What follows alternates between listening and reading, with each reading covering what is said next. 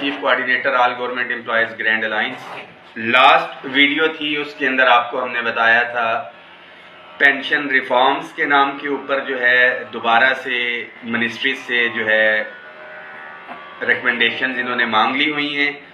Pension کے ساتھ کیا کرنے جا رہے ہیں کہ جو پینشن کا آلریڈی فارمولہ ایگزسٹ کر رہا ہے اس کو چینج کر کے جو پہلے رننگ بیسک پے ہوتی تھی اب 36 مہینے کی ایوریج جو ہے اس کے اوپر اس کو لے کے جائیں گے، پلس جو کمیوٹ کا فارمولہ تھا 65 اور 35% کمیوٹیشن کو جو ہے یہ 25% کے اوپر لے کے آئیں گے، جس سے لاکھوں کا نقصان ملازمین کو ہونے کے لیے جا رہا ہے۔ اس کے ساتھ ساتھ ارلی ریٹائرمنٹ کی طرف اگر کوئی ساتھی جاتا ہے تو اس کے اوپر 3% کی جو ہے وہ پینلٹی ہے پر ایئر، اس کو جو ہے اگر وہ آگے لے کے جاتے ہیں۔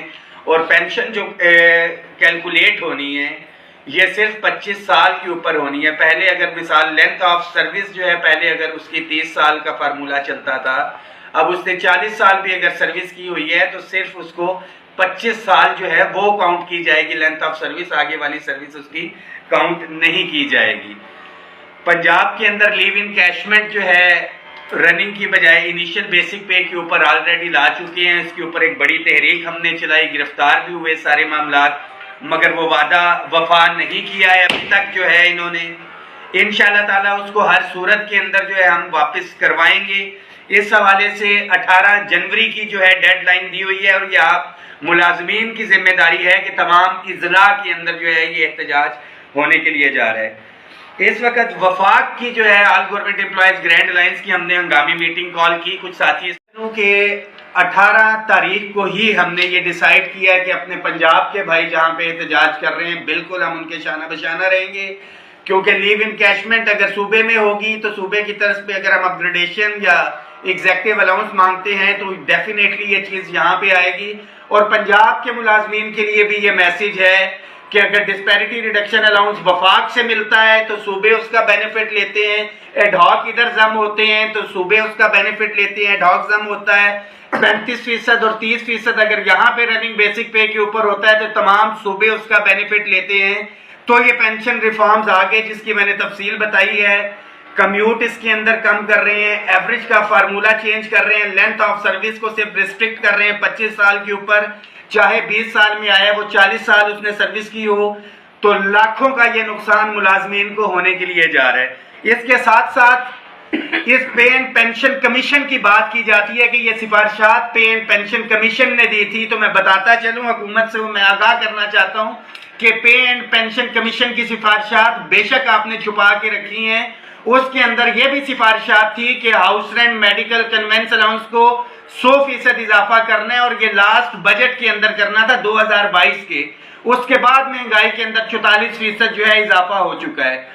پے اینڈ پینشن کمیشن کی یہ بھی سفارشات تھی کہ ڈسپیرٹی ریڈکشن الاؤنس جو محروم ملازمین ہیں اس کو اضافہ کر کے 70% تک لے کے جانا ہے۔ تو جو مراد دینے کی بات کی تھی پے اینڈ پینشن کمیشن نے اس کی طرف تو نہیں، مگر ملازمین کی جیب کے اندر ہاتھ ڈالا جا رہا ہے۔ اس کے ساتھ ساتھ 15(2)(b) جو سرکاری ملازمین کے مکانات تھے اس فارمولے کو ختم کر رہے ہیں کہ ریٹائرمنٹ کے بعد اگر کوئی ملازم دوسرے شہر سے آیا، اس نے 40 سال ادھر لگایا، تو اس کی پلی یہ لی جا رہی ہے کہ جی نیا افسر آتا ہے تو اس کو دیر سے ملے گا۔ تو یہ کل بچہ اگر کسی کا بھرتی ہوتا ہے، میں بات کر رہا ہوں میرٹ کے اوپر بھرتی کی، ہم کبھی بھی اس چیز کو جو ہے میں نے یہ ڈیمانڈ نہیں کی امپلائیز ان کوٹا کی، کیونکہ یہ وراثت ہو جائے گی، ایک بندے کی جگہ اگر ایک ہو تو بندہ ریٹائر ہوا تو اس کے آ جائے گا۔ جو میرٹ کے اوپر بچہ بھرتی ہوتا ہے اس کا حق ہے۔ Ministry of housing and works کو میں آگاہ کرنا چاہتا ہوں کہ آپ یہ جو فارمولہ لے کے آ رہے ہیں، آپ کی منسٹری کے اندر ہی 2 ادارے ہیں، housing foundation and housing authority, جو ملازمین سے پیسے لیے جاتے ہیں، سارے معاملات ہیں۔ نہیں چاہیے باپ کا مکان بچے کو، آپ ریٹائرمنٹ کے اوپر یقینی بنائیں، جو آپ نے ان سے سبسکرپشن فیس لی ہوئی ہے، جو پیسے لیے ہوئے ہیں، اس کو یقینی بنائیں کہ ریٹائرمنٹ کے بعد اس کو جو ہے پلاٹ دیا جائے۔ اس کے ساتھ ساتھ یہ بھی مطالبہ ہم کرتے ہیں ministry of housing and work سے کہ ہائرنگ کے اندر تو as per rent restricted ordinance 2001 ہر 3 سال کے بعد 25% اضافہ کیا جاتا ہے، اور لاسٹ اضافہ 44% کیا جاتا ہے، مگر ہاؤس رینٹ بھی اسی مد کے اندر دیا جاتا ہے، اس کے اندر تو اضافہ نہیں کیا جا رہا۔ ہمارے بہت سے ادارے وفاق کے ایسے ہیں جن کو ہائرنگ تنخواہ کے ساتھ دی جا رہی ہے. اگر مکانوں کا ایشو ہے تو ہاؤس رینٹ کو ختم کیا جائے اور ہائرنگ جو ہے ملازمین کو ان کی سیلری کے ساتھ دی جائے.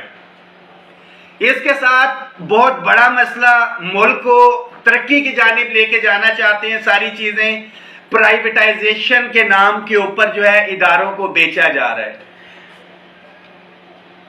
میرے خیال میں بہتر مینجمنٹ لانے کی ضرورت ہے. بہتر مینجمنٹ لے کے آئیں گے تو اداروں کو ہم بہتری کی طرف لے کے جا سکتے ہیں. ہمارے بہت سے ادارے جس میں پوسٹ آفس کا آج کل ہے, پوسٹ آفس کیوں نہیں اتنے وسائل ہیں ٹی سی ایس کا یا لیپرڈ یا دوسری کوریئر سروسز کا مقابلہ کر سکتا.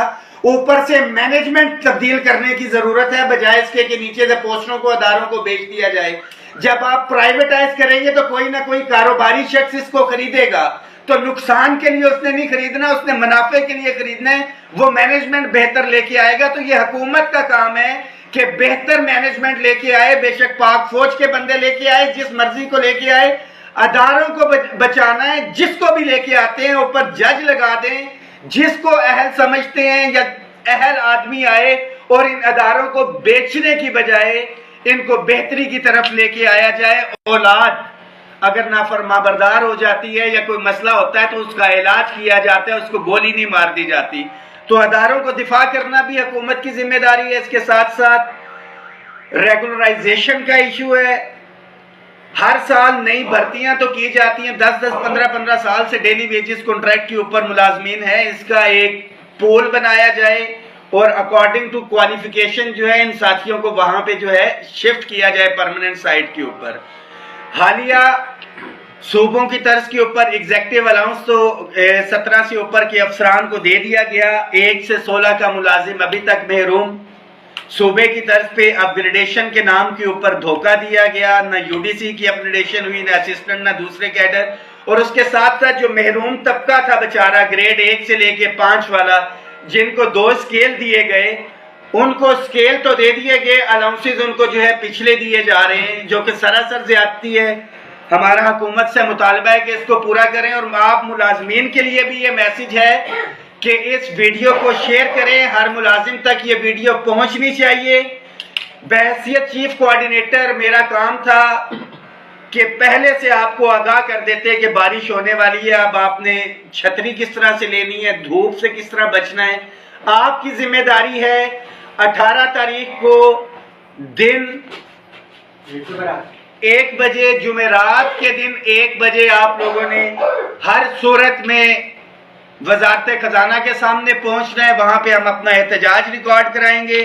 خاص طور پہ مردم شماری کے حوالے سے جو ملازمین تھے جن کے بقایا جات نہیں ملے ہیں, وہ بھی اپنی تیاری رکھیں.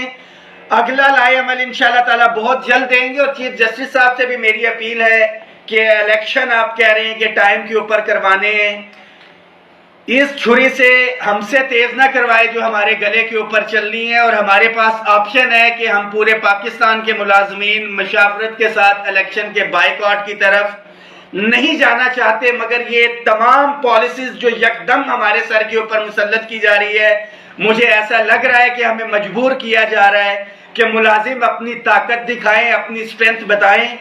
although کہ this is not our prime responsibility نہیں ہے, مگر انشاءاللہ تعالی ہم ٹریننگز کر رہے ہیں, بھرپور طریقے سے الیکشن کی تیاری بھی کر رہے ہیں. اگر ہمارے یہ معاملات حل نہیں ہوتے اور مراد دینے کی بجائے مراد چھیننے کا سلسلہ جاری رہا تو ہم سخت لائے عمل جو ہے وہ دینے پہ مجبور ہوں گے. اور اس میں الیکشن کا بائیکاٹ بھی شامل ہے. ایک دفعہ پھر سے 18 جنوری 2024 دن 1 بجے آپ تمام ساتھیوں نے فیڈرل سیکریٹریٹ پہنچنا ہے وزارت خزانہ کے سامنے. ہم اپنا ٹوکن احتجاج جو ہے ریکارڈ کروائیں گے.